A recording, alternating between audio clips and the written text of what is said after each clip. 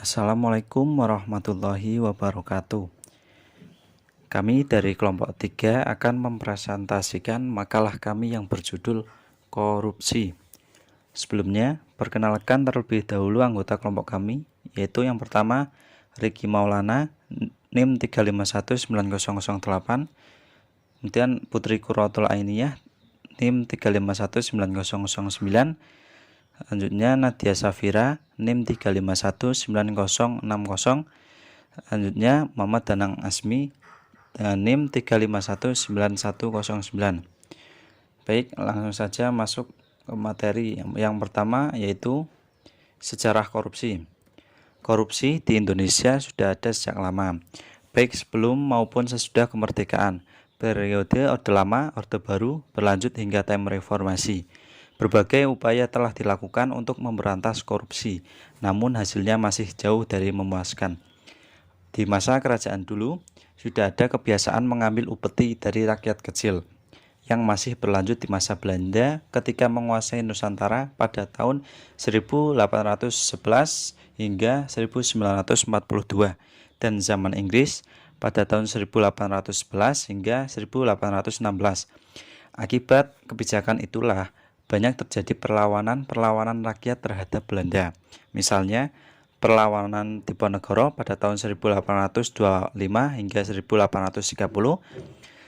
Selanjutnya Imam Bonjol pada tahun 1821 hingga 1837. Kemudian di Aceh 1873 hingga 1904 dan lain-lain. Korupsi merupakan masalah sosial yang tidak tampak atau tersembunyi sehingga dampaknya tidak disadari oleh masyarakat. Banyak permasalahan sosial yang terjadi di lingkungan sekitar kita ini seperti korupsi. Salah satu akibat dari tidak adanya kesadaran dari diri individu untuk memiliki nilai anti korupsi seperti jujur, tanggung jawab, kerja keras, sederhana, dan memiliki integritas.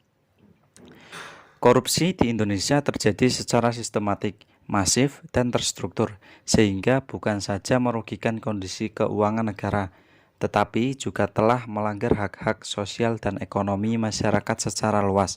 Sesuai pendapat Master Acton atau John Americh Edward Delbert Acton, dalam suratnya kepada klerik Mandel, Creighton menulis sebuah ungkapan yang menghubungkan antara korupsi dengan kekuasaan, yaitu influence will in general ruin and absolute influence adulterates totally, bahwa kekuasaan cenderung untuk korupsi dan kekuasaan yang absolut cenderung korupsi absolut.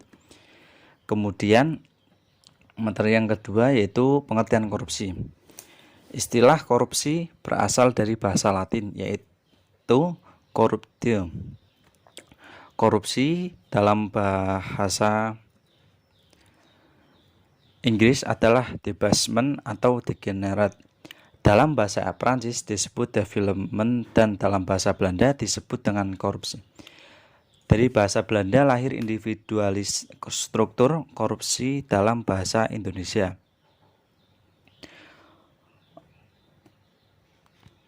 Korupsi dalam bahasa Indonesia yaitu korup berarti buruk, suka menerima uang sogok atau memakai kekuasaannya untuk kepentingan sendiri dan sebagainya.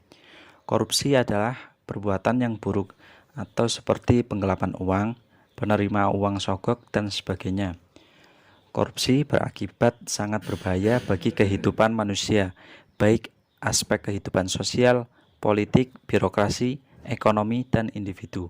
Korupsi merupakan masalah bangsa yang berdampak pada ketidakadilan, ketimpangan sosial, kemiskinan, buruknya pelayanan publik, dan masalah sosial. Selanjutnya, bahaya korupsi. Korupsi terjadi disebabkan adanya penyalahgunaan wewenang dan jabatan yang dimiliki oleh pejabat atau pegawai demi kepentingan pribadi. Dengan mengatasnamakan pribadi atau keluarga, sanak saudara, dan teman. Dalam keadaan yang demikian, jelas bahwa ciri yang paling menonjol di dalam korupsi adalah tingkah laku pejabat yang melanggar asas pemisahan antara kepentingan pribadi dengan kepentingan masyarakat, pemisahan keuangan pribadi dengan masyarakat. Bahaya yang pertama yaitu bahaya korupsi terhadap individu dan masyarakat. setiap individu akan mementingkan diri sendiri. Tidak ada kerjasama antara masyarakat. Jika korupsi dalam suatu masyarakat telah merajalela dan menjadi makanan masyarakat setiap hari, maka akibatnya akan menjadikan masyarakat tersebut sebagai masyarakat yang kacau. Tidak ada sistem sosial yang dapat terjadi dengan baik. Korupsi menyebabkan perbedaan yang tajam di antara kelompok sosial dan individu, baik dalam hal pendapat, prestis, kekuasaan, dan lain-lain. Korupsi juga membahayakan terhadap standar moral dan intelektual masyarakat. Yang kedua, bahaya korupsi terhadap generasi muda. Menjadikan pribadi yang tidak jujur dan tidak bertanggung jawab. Dalam masyarakat yang korupsi telah menjadi makanan sehari-hari. Anak tumbuh dengan pribadi antisosial, selanjutnya generasi muda akan menganggap bahwa korupsi sebagai hal biasa atau bahkan budaya, sehingga perkembangan pribadinya menjadi terbiasa dengan sifat tidak jujur dan tidak tanggung jawab. Yang ketiga, bahaya korupsi terhadap politik. Dapat menyebabkan rusaknya demokrasi, penyalahgunaan kekuasaan. Praktek korupsi yang meluas dalam politik seperti pemilu yang curang, kekerasan dalam pemilu, cash legislatif isu, dan lain-lain juga dapat menyebabkan rusaknya demokrasi, karena untuk mempertahankan kekuasaan. Penguasaan korupsi itu akan menggunakan kekerasan otoriter atau menyebabkan korupsi lebih luas lagi di masyarakat. Di samping itu, keadaan yang demikian itu akan memicu terjadinya instabilitas sosial politik dan integrasi sosial, karena terjadi pertentangan antara penguasa dan rakyat. Yang keempat, ada bahaya korupsi terhadap perkembangan ekonomi, penyuapan untuk kelulusan proyek, penggelapan dana, dan lain-lain. Suatu proyek ekonomi dijalankan syarat dengan unsur-unsur korupsi, penyuapan untuk kelulusan proyek, nepotisme dalam menunjukkan pelaksanaan proyek, penggelapan dalam pelaksanaannya, dan lain-lain bentuk korupsi dalam proyek. Maka pertumbuhan ekonomi yang diharapkan dari proyek tersebut tidak akan tercapai. Penelitian empirik oleh Stratfor Witness Global menunjukkan bahwa korupsi juga mengakibatkan kurangnya investasi dari modular dalam negeri maupun luar negeri, karena para financial backer akan berpikir dua kali untuk membayar biaya yang lebih tinggi dari semestinya dalam berinvestasi. Yang kelima, ada bahaya korupsi bagi birokrasi, menyebabkan tidak efisiennya birokrasi dan meningkatkan biaya administrasi. Jika birokrasi telah dikungkungi oleh korupsi dengan berbagai bentuknya, maka prinsip dasar birokrasi yang rasional, efisien, dan berkualitas akan tidak pernah terlaksana. Hambatan dalam pemberantasan korupsi. Yang pertama ada hambatan struktural, yaitu hambatan yang bersumber dari praktik-praktik penyelenggaraan negara dan pemerintah yang membuat penanganan tindak pidana korupsi yang tidak berjalan sebagaimana mestinya. Yang kedua ada hambatan kultural, yaitu hambatan yang bersumber dari kebiasaan negatif yang berkembang di masyarakat. Yang ketiga ada hambatan instrumental, yaitu hambatan yang bersumber dari kurangnya instrumen pendukung dalam bentuk peraturan perundang-undangan yang membuat penanganan tindak korupsi tidak berjalan seperti semestinya. Yang keempat ada hambatan manajemen, yaitu hambatan yang bersumber dari diabaikannya atau tidak diterapkannya prinsip-prinsip manajemen yang baik atau komitmen yang tinggi dilaksanakannya secara adil, transparan, dan akuntabel yang membuat penanganan tindak pidana korupsi tidak berjalan sebagaimana mestinya. Langkah-langkah menangani hambatan dalam pemberantasan korupsi. Yang pertama ada mendesain ulang pelayanan publik, terutama pada bidang-bidang yang berhubungan langsung dengan pelayanan masyarakat.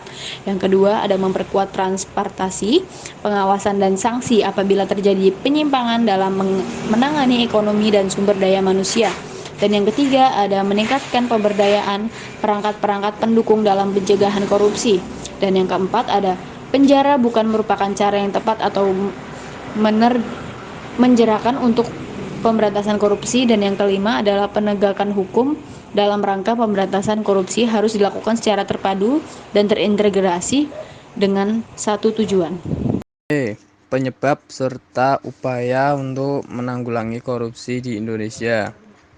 Setidaknya ada 8 penyebab terjadinya korupsi di Indonesia menurut Abdullah Hehamuhua.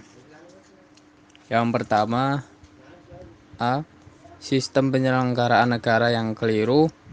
B. Kompensasi PNS yang rendah. C. Pejabat yang serakah. D. Law enforcement tidak berjalan. E. Disebabkan law enforcement tidak berjalan di mana aparat penegak hukum bisa dibayar, mulai dari polisi, jaksa, hakim, dan pengacara. Maka hukuman yang dijatuhkan kepada para koruptor sangat ringan, sehingga tidak menimbulkan efek jera. F. Pengawasan yang tidak efektif. G. Tidak ada keteladanan pemimpin. H. Budaya masyarakat yang kondusif KKN.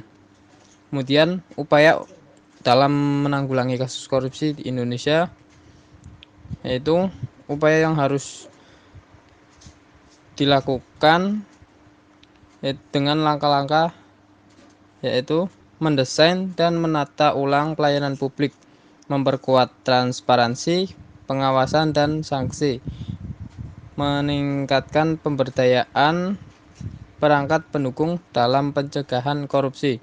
Dalam Undang-Undang Nomor 31 Tahun 1999, korupsi diklarifikasikan ke dalam merugikan keuangan negara, suap menyuap, penggelapan dalam jabatan, pemerasan, perbuatan curang, benturan dalam pengadaan, gratifikasi. Dalam rangka pemberantasan korupsi perlu dilakukan penegakan secara terintegrasi, adanya kerjasama internasional dan regulasi yang harmonis. Sekian presentasi dari kelompok kami, kurang lebihnya mohon maaf. Wassalamualaikum warahmatullahi wabarakatuh.